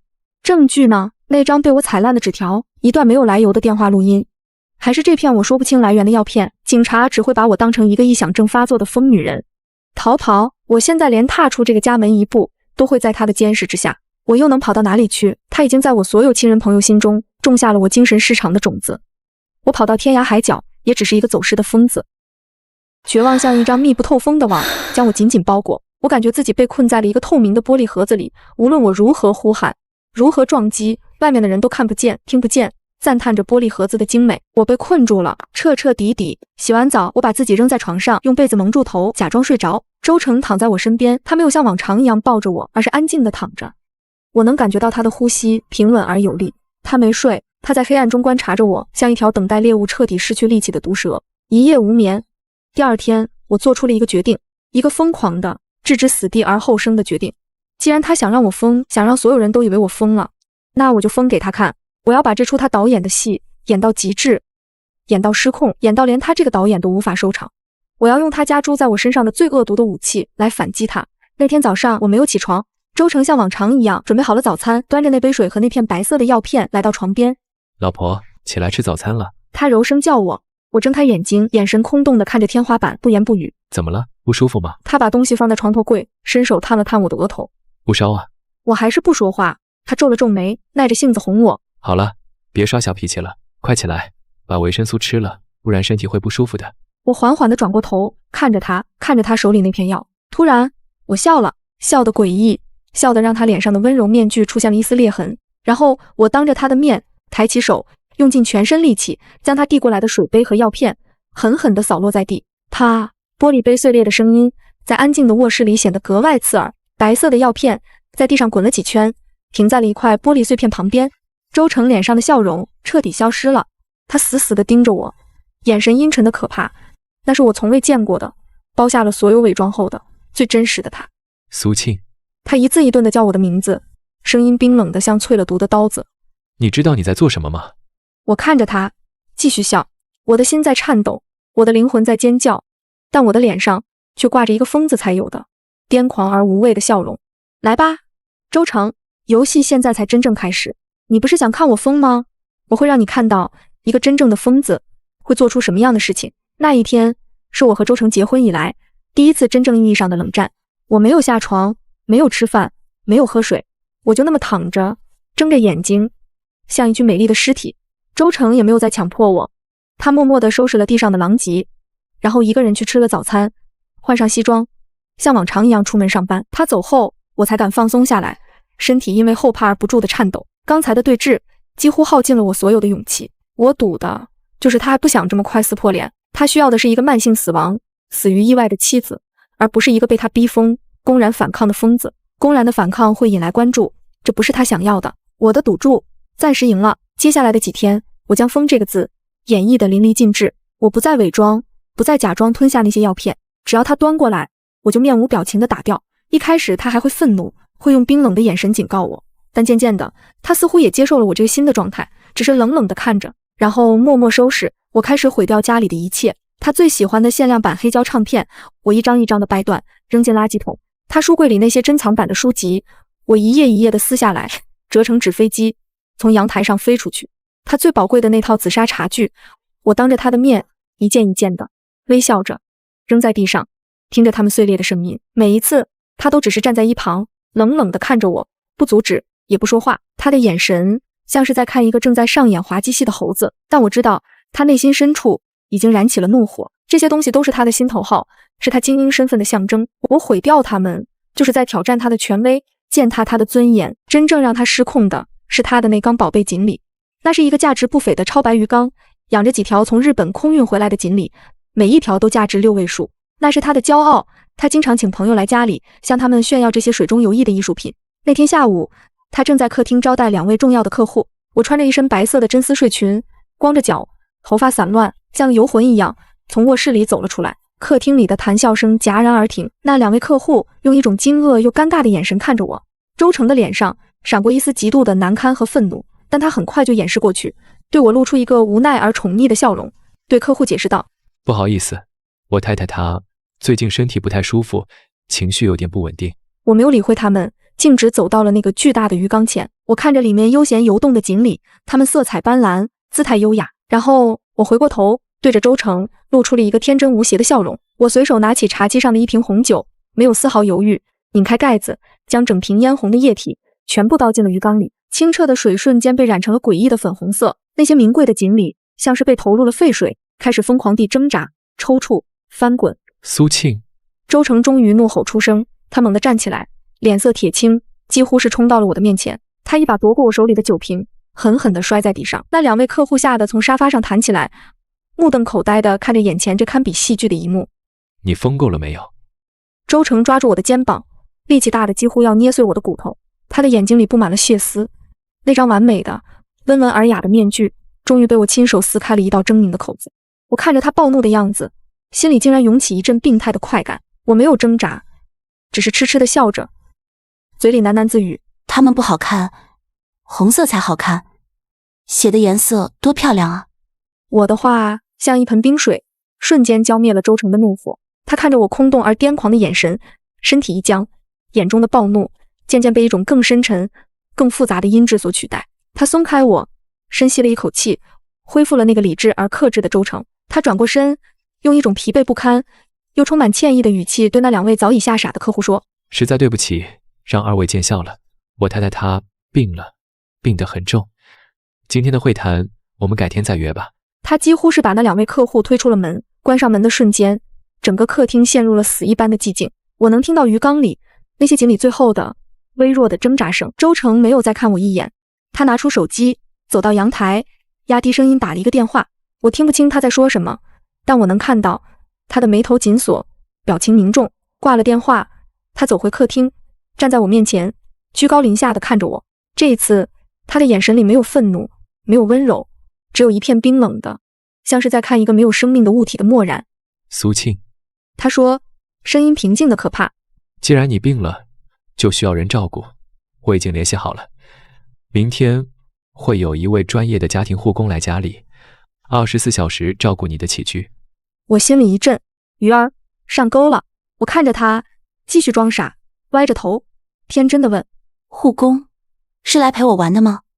周成看着我，忽然笑了，那笑容让我从头到脚如坠冰窟。是啊，他说他会好好陪你玩的。第二天下午3点，门铃准时响起，周成去开的门。我蜷缩在沙发的一角，抱着一个抱枕，用眼角的余光警惕地观察着门口的动静。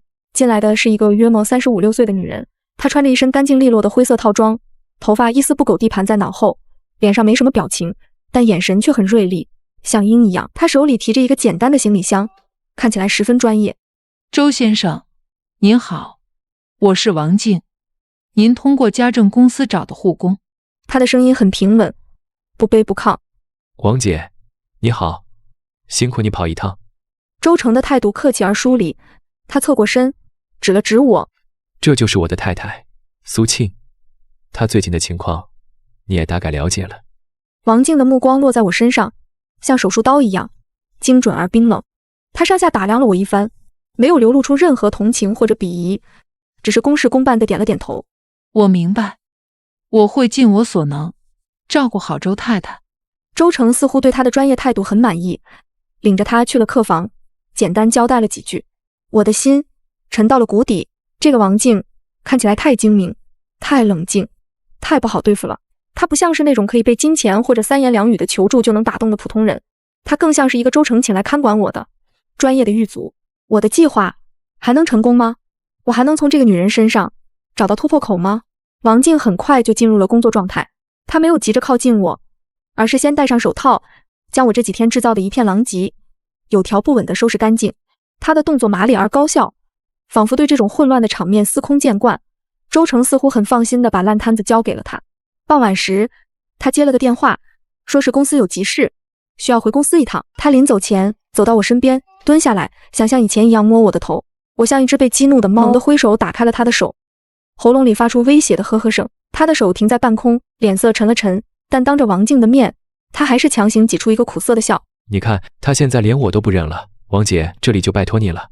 周先生放心。王静站在不远处，平静地回答。门关上，巨大的房子里只剩下我和这个陌生的女人，气氛瞬间变得凝滞。我继续扮演着我的疯子角色，抱着抱枕，嘴里哼着不成调的歌，眼神却一刻也没有离开过王静。她在厨房里忙碌着，为我准备晚餐，粥和几样清淡的小菜。她把饭菜端到我面前的小茶几上，柔声说：周太太该吃饭了。我看了看饭菜，又看了看她，突然抓起一盘青菜，狠狠地朝她脸上砸了过去。菜叶和汤汁扑了她一脸，我以为她会生气，会发怒，甚至会还手，但她没有，她只是默默地抽出几张纸巾，平静地擦掉脸上的污渍，然后把掉在地上的盘子碎片扫干净。整个过程连眉头都没有皱一下。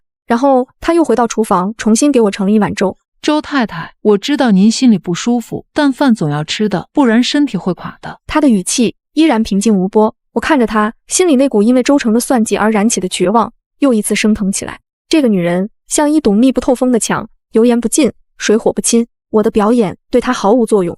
深夜，我躺在床上，听着隔壁客房里传来的均匀的呼吸声，我不敢睡，也不敢动。我感觉自己所有的希望都随着这个女人的到来被彻底掐灭了。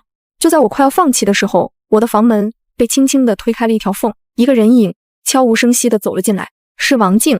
我吓得心脏都快停跳了，立刻闭上眼睛装睡。她走到我的床边，站了很久，我能感觉到她的目光在黑暗中审视着我。然后我听到一声极轻极轻的叹息，接着她把一个东西轻轻地放在了我的床头柜上，然后她又悄无声息地退了出去，带上门。我等了足足10分钟，才敢慢慢地睁开眼睛。借着窗外透进来的微弱月光，我看到我的床头柜上多了一杯水，水杯下面压着一张小小的纸条。我的手颤抖着伸过去，拿起那张纸条，上面只有一行字，字迹清秀有力：如果你没疯，就把东西放在枕头底下，明天我会帮你拿出去。我的眼泪瞬间决堤，是试探还是陷阱？我不知道，但我已经没有别的选择了。这是我在无尽的黑暗中看到的唯一一丝微光。我从包里拿出那只藏着药片的口红管，我的手抖得厉害，几乎握不住它。我看着它，又看了看紧闭的房门，心里天人交战。如果这是周成和他联手设下的陷阱，我把东西交出去，就等于自投罗网，死无葬身之地。可如果这是我唯一的机会呢？我的人生，我的未来，我能否将周成这个恶魔绳之以法？所有的赌注都压在了这个我只认识了不到10个小时的陌生女人身上。深吸一口气，像是完成一个神圣的仪式，缓缓地掀开枕头，将那支决定我命运的口红放了进去。然后我躺下，睁着眼睛，等待着那个未知的黎明。赌一把吧，苏沁，反正你已经一无所有了。整个夜晚，我几乎没有合眼，我就像一个在刑场上等待着最终宣判的囚犯。每一次门外走廊传来的微弱声响，都能让我的心脏骤然抽紧。那只小小的口红管就静静地躺在我的枕头底下，像一块烧红的烙铁，炙烤着我最后一丝理智。我在赌，用我仅剩的，也是唯一的生命，去赌一个只认识了不到1天的女人的良心。如果我赌输了，天亮之后，王静会把这支口红交到周成手上。到那时，我所有发疯的表演都会变成最可笑的罪证。周成将有1000万种理由让我合理的从这个世界上消失。他会成为那个痛失风气的可怜丈夫，而我只会成为一则无人问津的社会新闻。如果我赌赢了，我不敢想下去，那微弱的希望之光太过珍贵，我生怕自己急切的呼吸会将它吹灭。天色就在我这样无尽的煎熬中一点点亮了起来。清晨的阳光透过窗帘的缝隙，在房间里投下一道狭长而明亮的光带。我听到了客房门开的声音，接着是王静沉稳的脚步声。她没有直接来我的房间，而是先去了厨房。我能听到水龙头开启和锅碗瓢盆轻微碰撞的声音。她在做早餐，一切都和昨天一样，正常的可怕。我的心又一次悬到了嗓子眼。几分钟后，我的房门被轻轻推开了，王静端着一个托盘走了进来，上面放着一碗热气腾腾的白粥和一小碟酱菜。她把托盘放在床头柜上，那个昨晚她放水杯和纸条的地方。她的目光和我交汇了一瞬，依旧是那么平静，那么深不见底，看不出任何情绪。周太太，该起床了。她开口说道，声音不大，却很清晰。先生今天要去林氏开个重要的会，一早就走了，中午不回来吃饭。周成走了，这个消息让我紧绷的神经瞬间松懈了半分。这意味着，至少在今天上午，我最大的威胁暂时消失了。我没有说话，只是抱着膝盖，用一种戒备而空洞的眼神看着他，继续扮演着我那个疯癫的角色。王静似乎也习惯了我的沉默，她没有催促我，而是转身开始收拾房间。她将被子叠好，把散落在地上的衣服一件件捡起来放进脏衣篮。她的动作不疾不徐，每一个步骤都显得那么有条不紊。我的视线死死地跟随着她。终于，她走到了床边，开始整理床铺。她先是抚平床单的褶皱，然后她伸出手去拿那个被我压在身下的枕头。我的呼吸在这一刻彻底屏住。她拿起了枕头，轻轻地拍了拍，让它变得蓬松。就在她准备把枕头放回床头的时候，她的另一只手以一种快到几乎看不清却又无比自然流畅的动作，从枕头底下将那只口红管抄在了手里，顺势就揣进了自己灰色制服的口袋里。整个过程行云流水，一气呵成。如果不是我一直死死地盯着，我甚至会以为那只是一个整理枕头时的普通动作。她做完这一切，把枕头放好，然后直起身看了我一眼。她的眼神依然平静，但嘴角却机不可见的非常轻微地向上扬了一下。那不是一个笑容，更像是一个信号，一个让我安心的信号。我的眼眶瞬间就红了，我赌赢了。王静没有再多做停留，她对我点点头，轻声说：“周太太，您先吃点东西，我去趟超市，家里的食材不多了。”说完，她便转身走出了房间。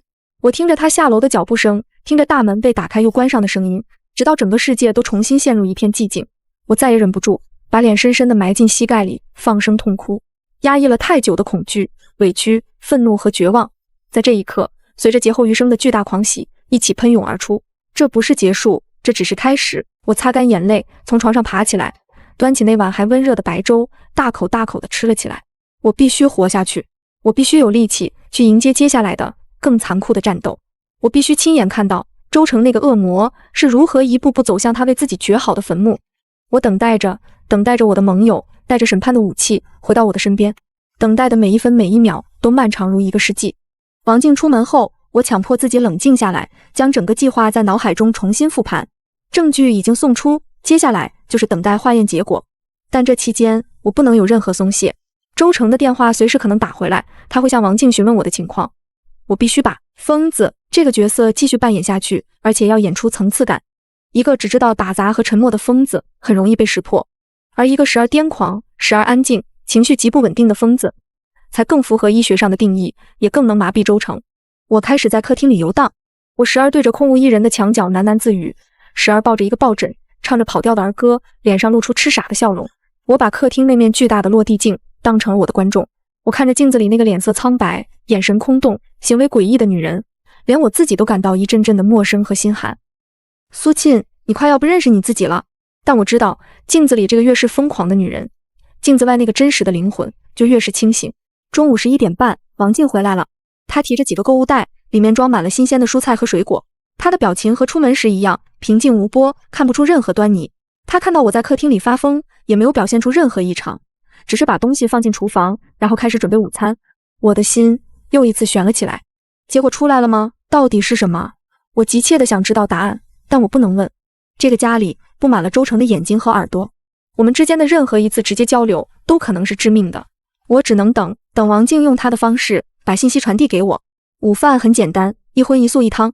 王静把饭菜摆好，柔声对我说：“周太太，吃饭了。”我像个被惯坏的孩子，看都没看饭菜一眼，抓起沙发上的一个遥控器，狠狠地朝电视机砸了过去。砰的一声，屏幕上出现了一道蛛网般的裂痕。做完这一切，我挑衅地看着王静，她只是平静地看了看被砸坏的电视，又看了看我，然后从口袋里拿出一本看起来像是从药店随手拿的健康宣传册，在我对面的沙发上坐了下来。她没有看我，只是自顾自地翻开那本宣传册，用一种不大不小，刚好能让我听清的音量，像是在阅读文章一样，缓缓地读了起来。现代都市人生活压力大，普遍存在睡眠障碍。市面上常见的安眠类药物成分复杂，滥用危害极大。例如奥沙西泮，长期服用会导致记忆力衰退、反应迟钝，甚至引发认知功能障碍。奥沙西泮，我的心脏猛地一缩，这个陌生的化学名词像一把淬毒的利刃，狠狠地刺进了我的耳朵里。王静没有停顿，她的手指划过纸页，继续用那种平稳到冷酷的语调读着。更有甚者，将奥沙西泮与氯硝西泮混合使用，这两种药物会产生协同效应，在初期能起到极强的镇静催眠作用，但长期累积会对中枢神经系统造成不可逆的损害，最终可能导致服用者在深度睡眠中因呼吸系统麻痹或心力衰竭而死亡。这种死亡方式与自然死亡极为相似，极难被察觉。我的手脚一片冰凉，浑身的血液仿佛在瞬间被冻住。呼吸系统麻痹、心力衰竭与自然死亡极为相似。周成，他根本不是想让我变傻，他是要让我以一种最体面、最正常、最不会引起任何人怀疑的方式死在睡梦里。那张1000万的保险单就像催命的符咒，在我眼前疯狂闪现。我忍不住笑了起来，笑声越来越大，越来越癫狂，最后变成了凄厉的尖叫。我指着王静，不是指着他身后那个无形的恶魔，用尽全身力气嘶吼道：“魔鬼！你们都是魔鬼，要杀了我！你们都想杀了我！”王静没有抬头，他只是默默地合上了那本宣传册，静静地看着我发疯。他的眼神里第一次流露出了一丝难以察觉的怜悯。那天下午，我哭喊着，闹腾着，直到筋疲力尽，才在沙发上昏睡过去。等我再醒来时，身上多了一张薄薄的毯子。王静正坐在不远处的单人沙发上，手里拿着手机，似乎在看什么。看到我醒来，他放下手机，走了过来，递给我一杯温水。周太太，您醒了。先生刚才打电话回来，说他晚上有个重要的应酬，可能要很晚才回来，让我们不用等他。我接过水杯，手指还在微微颤抖。王静看着我，像是突然想起了什么，用一种闲聊的语气说道：对了，太太，我今天去超市的时候，路过您公司楼下那个商圈，看到一辆和先生一模一样的车，停在了一个叫博悦府的高档公寓楼下。我还以为是先生呢，心想他不是去临时开会了吗？不过也可能是别的车，毕竟那款车卖得挺好的。博悦府，我知道那个地方是本市最顶级的江景豪宅之一，以私密性极强著称，住户非富即贵。他的情人原来藏在那里，一面处心积虑的要用药物谋杀我，一面用我的钱在外面金屋藏娇。周成，你真是好样的。王静说完就转身去准备晚餐了，仿佛刚才只是随口一提，但我知道这是他给我的第二件武器。动机有了物证，再有确凿的杀人动机，周成的罪名才能被彻底定死。我喝着水，大脑却在飞速运转。我现在有了药检报告，有了周成出轨的线索，但这些还不够。药检报告只能证明药有问题，我无法证明就是周成喂给我吃的。出轨更不能直接等同于杀人，我还需要一个最关键的无法辩驳的证据。我需要拍下他亲手喂我吃药的视频。就在这时，王静从厨房里走出来，手里拿着一个新拆封的电动牙刷包装盒，像是要扔进垃圾桶。他走到我身边时，像是脚下绊了一下，包装盒从他手里掉出来，里面的东西散落一地，一个崭新的电动牙刷，一个充电底座，还有一个小小的看起来像是替换刷头的独立包装盒。他连忙蹲下去捡，一边捡一边道歉：对不起，周太太，我没站稳。他把牙刷和充电座都捡了起来，唯独那个小小的替换刷头盒子，他像是没看见一样留在了我的脚边。然后他拿着其他东西匆匆走进了洗手间。我低下头看着脚边那个白色的小盒子，我的心跳又一次开始加速。我缓缓地弯下腰捡起了它，盒子比我想象的要重一点。我打开它，里面没有刷头，只有一个黑色的比指甲盖还小一点的方块，侧面有一个比针尖还细的镜头。在它的旁边还有一张折叠的极小的纸条，上面只有3个字：拍下它。那枚小小的闪着幽光的微型摄像头成了我黑暗世界里唯一的星辰。它是我反击的号角，是我审判周成的利刃。我将它紧紧攥在手心，感受着它冰冷的金属质感。内心深处，一股前所未有的力量正在疯狂滋生。我不再是那个只能被动挨打，靠着催吐和装疯卖傻苟延残喘的受害者。从现在起，我将成为一个猎人，而周成就是我的猎物。我需要为这枚摄像头寻找一个完美的藏身之处，一个既能清晰地拍下周成的罪行，又绝对不会引起他怀疑的地方。我的目光扫过整个房间，吊灯太高，而且视角奇怪，电视柜已经被我砸坏，随时可能被搬走。相框太刻意，周成那么谨慎的人一定会注意到任何一点微小的变化。我需要一个更具迷惑性的载体，一个符合我疯子人设，可以被我理所当然地带到任何地方，包括卧室床上的东西。我的视线最终落在了儿童房里那个巨大的毛绒玩具熊上，那是我和周成刚结婚时他送给我的第一个礼物。他说希望我们的第一个孩子能像这只熊一样可爱又温暖。多么可笑的谎言，但这只熊却成了我此刻最完美的武器。我抱着那只比我还高的玩具熊，摇摇晃晃地走回了卧室，脸上挂着痴傻的笑容。王静看到我什么也没说，只是默默地帮我把挡路的椅子挪开。我把熊放在床上，靠在床头，然后我拿出藏在口袋里的摄像头，用指甲小心翼翼地在那只熊的左眼眼角处那圈黑色的毛绒里挖了一个极小极小的洞。我将摄像头完美地嵌入其中，黑色的镜头与黑色的毛绒融为一体，从外面看根本看不出任何异常。它的拍摄角度正好能覆盖大半个房间，尤其是床头的位置。一切准备就绪，现在万事俱备，只欠东风。我需要创造一个机会，一个让周成心甘情愿的再次亲手为我吃下那片维生素的机会。我不能再用暴力反抗的方式，那只会让他对我敬而远之。我要让他觉得他重新掌控了我，我要让他放下戒心，主动走入我为他设下的陷阱。我开始改变我的表演风格，我不再打砸东西，不再声嘶力竭的尖叫，我变得安静、顺从，甚至有些依赖人。当王静给我端来饭菜时，我不再打翻，而是会乖乖的吃掉。当然，每一次王静都会在周成回来之前告诉我哪些菜是绝对安全的。当周成下班回家时，我不再对他嘶吼，而是会怯生生地躲在王静身后，用一种既害怕又渴望的眼神偷偷看他。我的转变让周成感到非常满意，他以为是专业的护工和时间的流逝正在抚平我的病症，他以为我又变回了那个可以被他随意拿捏的温顺的木偶。他甚至开始尝试着重新对我表现出温情，他会给我买我喜欢吃的蛋糕，会在我睡着后像以前一样轻轻地亲吻我的额头，而我就在他的虚情假意中冷冷地等待着最佳时机。机会在1个星期后的晚上来临了。那晚周成没有应酬，很早就回了家，他看起来心情很好，甚至哼着歌。他换了衣服走到卧室，看到我正抱着那只巨大的玩具熊安静地坐在床上。庆庆，他柔声叫我，试探着在我的床边坐下。我没有躲开，只是抬起头，眼神有些迷茫地看着他。今天感觉好点了吗？他伸出手，轻轻地抚摸着我的头发，我顺从的像一只猫一样，在他的手心蹭了蹭。他的脸上露出了胜利者的笑容。他站起身，熟门熟路地从他书房那个上了锁的抽屉里拿出了那个白色的药瓶。他倒出了一片药，又倒了一杯水，端着它们重新走回我的面前。我的心提到了嗓子眼，摄像头的开关在我刚才抱着熊的时候就已经悄悄打开了。老婆，他把药片递到我的嘴边，声音温柔的能滴出水来。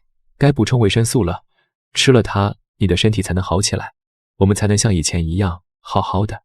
像以前一样被你当成小白鼠，一步步推向死亡的深渊吗？我的心里在冷笑，脸上却露出了顺从又依赖的表情。我张开嘴，他满意的笑了，亲手将那片药放进了我的嘴里。我没有立刻吞下，而是含着它，抬起头，用一种带着渴求的湿漉漉的眼神看着他。水，我含糊不清地说，要你喂我。我的这个要求似乎极大地满足了他变态的控制欲，他眼中的笑意更深了。他端起水杯，像对待一个婴儿一样，小心翼翼地为我喝了一口水。我做出吞咽的动作，喉结滚动。真乖。他笑着伸手摸了摸我的脸，那个瞬间，我甚至配合地对他露出了一个感激而羞涩的笑容。他看着我的笑容，愣了一下，眼神里闪过一丝恍惚，仿佛看到了3年前那个对他爱得死心塌地的天真的苏沁。但他很快就恢复了那副伪善的面孔，收回了手，把杯子放回床头柜。好了，早点睡吧，我还有点工作要去处理。他站起身，志得意满地走出了卧室，轻轻地带上门。在他转身的瞬间，我脸上的笑容瞬间凝固成了一片冰冷的寒霜。我立刻翻身下床，冲进卫生间，反锁了门。我弯下腰，将那片决定他命运的药片完好无损地补在了掌心里。我看着掌心这小小的白色药片，又抬头看了看镜子里那个眼神冰冷，嘴角却带着一丝残忍笑意的自己。周成，你的死期到了。我握着那支口红管，就像握着一把即将出鞘的利剑，锋芒藏于内，只待一击必杀。视频证据已经悄无声息地从玩具熊的内存卡里转移到了王静为我准备的一支录音笔里。那支录音笔外形和一支 U 盘毫无区别，可以随时链接任何带有 USB 接口的设备。王静说，越是重要的东西，越要放在最不起眼的地方。现在我需要的是一个能将周成所有虚伪面具彻底击碎的最盛大也最残忍的舞台。这个舞台也来得恰到好处。周五是周成母亲的60大寿，为了彰显自己的孝心和在家族中的地位，周成一掷千金，包下了本市最高档的5星级酒店宴会厅，广邀亲朋，准备大办一场。这就是我的刑场，不是他的。寿宴前一天，周成来到了我的房间，他看着我抱着玩具熊，呆呆地坐在地毯上，脸上露出了他招牌式的悲悯又无奈的笑容。庆庆，他蹲下来，语气温柔的像是在哄一个不懂事的孩子。明天是妈的生日，我们一起去给她过生日，好不好？我抬起头，眼神空洞地看着他，不说话。我知道你最近不舒服，但是妈很想你，你就当是陪陪我。他试探着想要拉我的手，我猛地缩回手，喉咙里发出防备的低吼。他也不生气，只是叹了口气，眼底却闪过一丝计划得逞的金光。他要的就是我这副样子，一个精神失常的妻子，被他这个不离不弃的丈夫带到所有亲人面前，这该是多么感人的一幕。他的人设将在所有人的同情和赞美中再次升华。王姐，他回头对站在不远处的王静说，明天你跟我一起去，庆庆她离不开你。好的，周先生。王静平静地回答。完美，连我唯一的武器都能名正言顺地带进场了。周成，你真是亲手为我铺好了所有的路。寿宴当天，我被王静打扮了一番，一件宽松的没有任何线条感的白色连衣裙，长发随意地披散着，脸上未施粉黛，嘴唇因为刻意的咬饰而显得苍白。我的眼神在大部分时间里都是空洞呆滞的，但偶尔会闪过一丝神经质的惊恐。我就是一个完美的被病痛折磨的失去了灵魂的瓷娃娃。当我挽着周成的手臂出现在金碧辉煌的宴会厅门口时，几乎所有人的目光都集中到了我们身上。那些目光里有好奇，有同情，有怜悯，当然更多的是对周成的赞叹。你看，阿成对老婆真好啊，都病成这样了，还这么不离不弃的带着。是啊，换个男人早就离婚了。苏沁真是好福气。可惜了，以前多漂亮一个姑娘，怎么就疯了呢？这些议论声像蜜糖一样滋养着周成那颗虚伪而自负的心。他挺直了脊背，脸上挂着恰到好处的温柔和一丝难以掩饰的疲惫，完美的扮演着一个深情而无奈的好丈夫。他领着我走到主桌，周成的母亲，一个打扮得珠光宝气的贵妇人，正被一群亲戚簇拥着。妈，生日快乐，我带庆庆来看您了。周成的声音充满了孝顺和爱意。婆婆看了我一眼，眼神里闪过一丝毫不掩饰的嫌弃，但当着众人的面，她还是挤出一个笑容。来了就好，来了就好，庆庆啊，快坐。我像个木偶一样被按在座位上。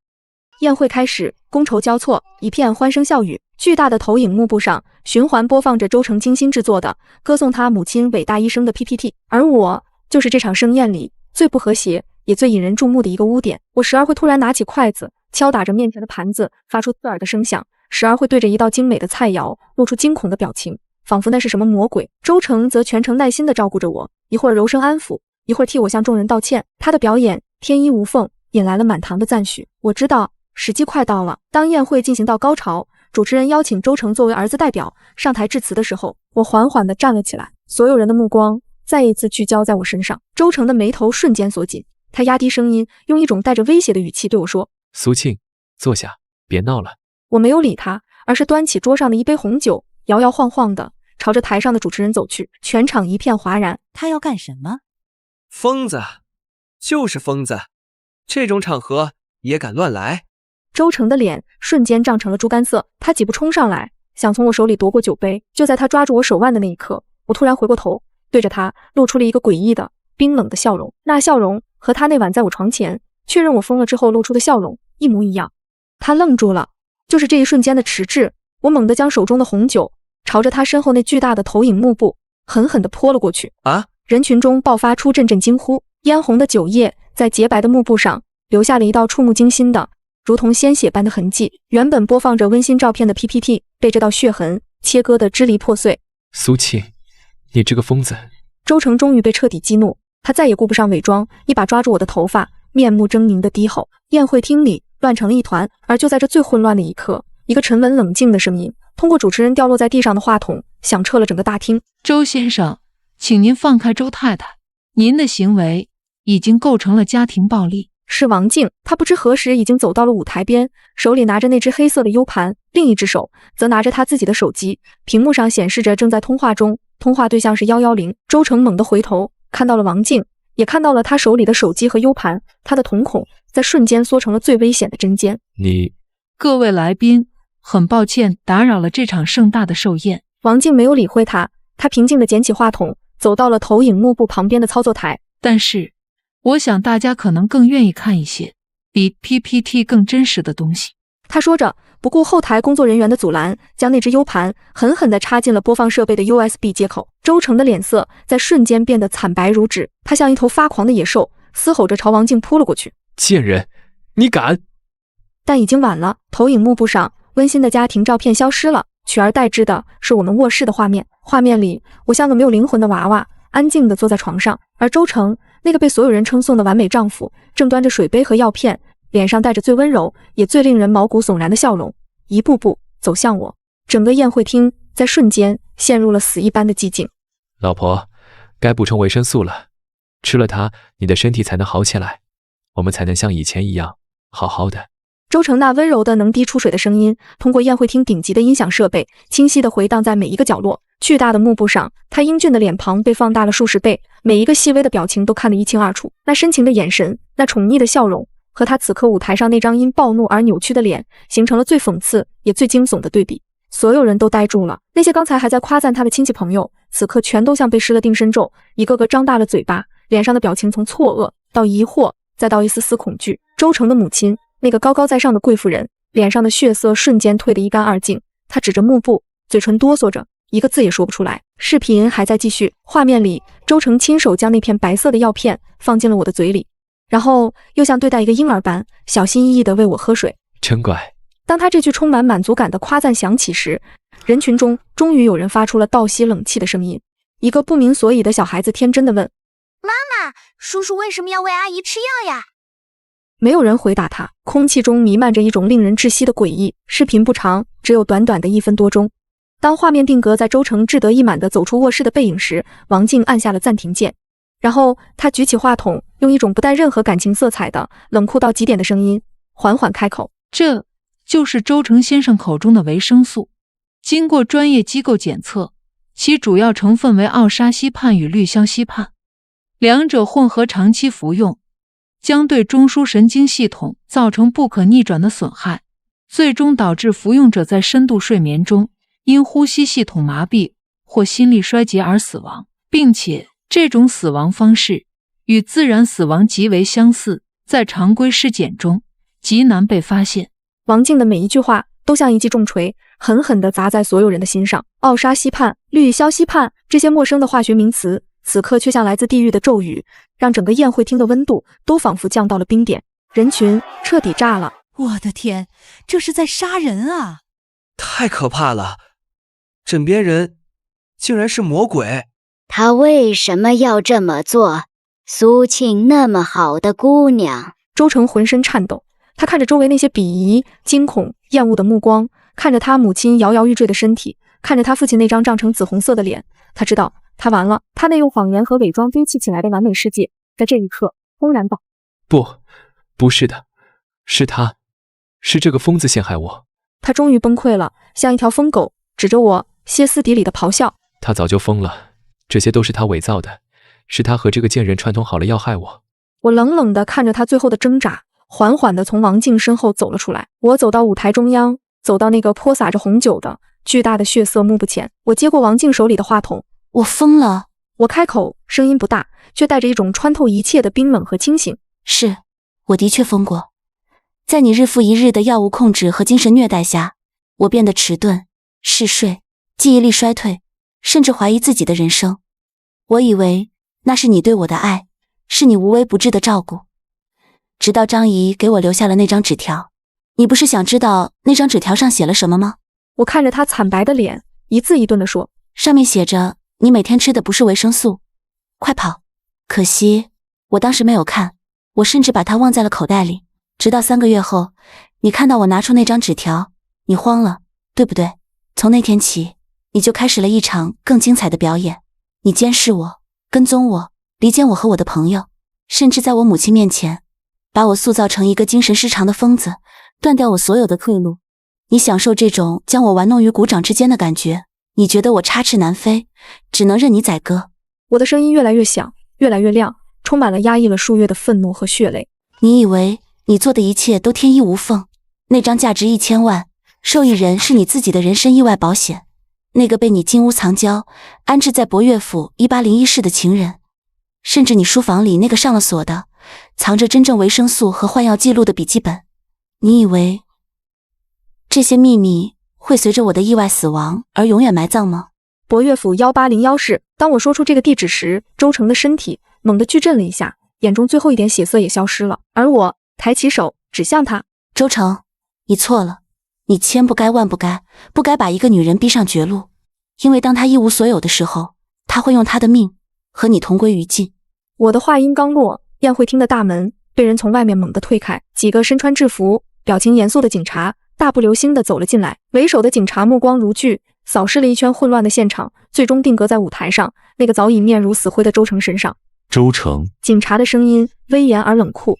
我们接到报案，怀疑你与一起故意杀人未遂案件有关，请你跟我们走一趟。周成看着警察，又看了看我，他眼中的疯狂渐渐褪去，取而代之的是死一般的绝望和空洞。他知道游戏结束了，他被2个警察一左一右的架住，像一条死狗一样脱离了那个他曾经最引以为傲的舞台。在他经过我身边的时候，我看着他，轻轻的用只有我们2个人才能听到的声音说了一句话：晚安，我的前夫。周成被带走后，那场荒唐的寿宴自然也成了一场彻头彻尾的闹剧。宾客们作鸟兽散，走的时候看我的眼神充满了复杂，有同情，有敬畏，更多的是一种看到怪物般的不可思议。周成的母亲在警察出现的瞬间就彻底晕了过去，被手忙脚乱的亲戚送去了医院。整个金碧辉煌的宴会厅只剩下我和王静以及满地的狼藉。我像一个打赢了最后一战却也耗尽了所有力气的士兵，双腿一软，几乎要瘫倒在地。王静及时扶住了我。结束了，苏太太。她沉稳的声音像一剂镇定剂，注入我几乎要崩溃的神经。我靠着她，看着那个巨大的沾染着酒渍和罪恶影像的幕布，眼泪终于无声的滑落。这一次不是为了悲伤，而是为了新生。接下来的事情顺理成章。周成的心理防线在铁一般的视频证据和药检报告面前不堪一击。他很快就交代了自己为了骗取巨额保险金，与情人双宿双飞，而处心积虑给我下毒的全部犯罪事实。他那个被养在博悦府的情人也被警方传唤，原来他是周成公司的下属，被周成的深情和财富所迷惑，而周成也对他许诺，等我病逝后就立刻娶她。可笑的是，直到警察找上门，他才知道周成那张深情款款的面具之下藏着一颗怎样恶毒的心。周成的公司因为这桩惊天丑闻，股价暴跌，濒临破产。他名下的财产，包括那套囚禁了我3年的房子，都被法院冻结。等待他的将是法律最严厉的制裁。而我在王静的陪同下搬进了一家安静的酒店。我做的第一件事就是去见了我的父母。他们在得知真相的那一刻就疯了一样的给我打电话，但我一个都没有接，直到我安顿下来才主动约他们见了面。咖啡馆里，我妈哭得泣不成声，一遍遍地对我说对不起。我爸则低着头，这个要强了一辈子的男人，一夜之间仿佛老了10岁。亲，是爸妈糊涂，是爸妈对不起你。我看着他们充满愧疚和悔恨的脸，心里没有恨，只有一种无尽的疲惫。都过去了，我平静地说，你们只是被他骗了，就像当初的我一样。我不怪你们，但是我需要时间，需要空间，去过我自己的生活。我拒绝了他们让我回家住的请求，也拒绝了他们给予的任何经济补偿。我的人生必须由我自己重新开始。处理完这一切，我约了王静见面。我将一张早已准备好的数额巨大的银行卡推到她面前。王姐，这次真的谢谢你，没有你就没有现在的我。这点钱是我的一点心意，你一定要收下。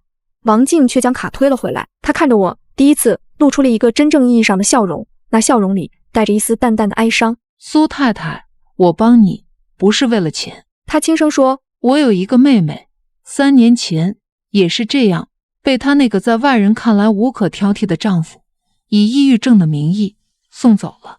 直到她去世后，我才从她留下的日记里发现了蛛丝马迹，可是一切都晚了。她的眼眶微微泛红。那天周先生通过家政公司找到我，提出的要求，照顾精神失常的妻子，薪水高得离谱，而且指明要一个绝对服从嘴巴严的护工。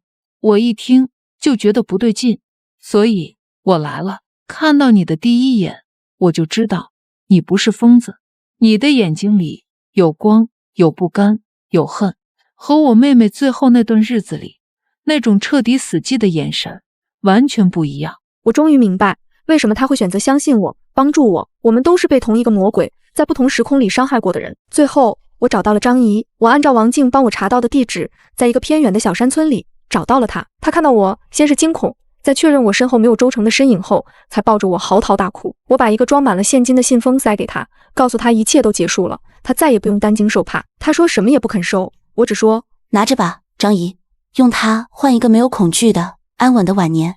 3个月后，我办完了所有的离婚手续，也以证人的身份出席了周成的最终审判。他被判处无期徒刑。当我走出法院，沐浴在温暖的阳光下时，我感觉自己像一只破茧而出的蝴蝶，虽然翅膀上还带着伤痕，但终于可以自由地飞翔。我卖掉了那套充满窒息回忆的房子，用属于我的那部分钱为自己买了一张单程的环球旅行机票。登机前，我扔掉了旧的手机卡。飞机在云层之上穿行，我看着窗外无垠的蓝天和云海，心中一片平静。我不知道我的下一站会是哪里，也不知道未来会遇见什么样的人，经历什么样的事，但我知道从今往后，我的生命只属于我自己。那个叫苏沁的天真愚蠢的女人，已经死在了周成亲手为她搭建的华美牢笼里，而活下来的这个我，将带着一身的伤疤和一颗无比坚强的心，勇敢的、无畏的走向属于我自己的无限广阔的未来。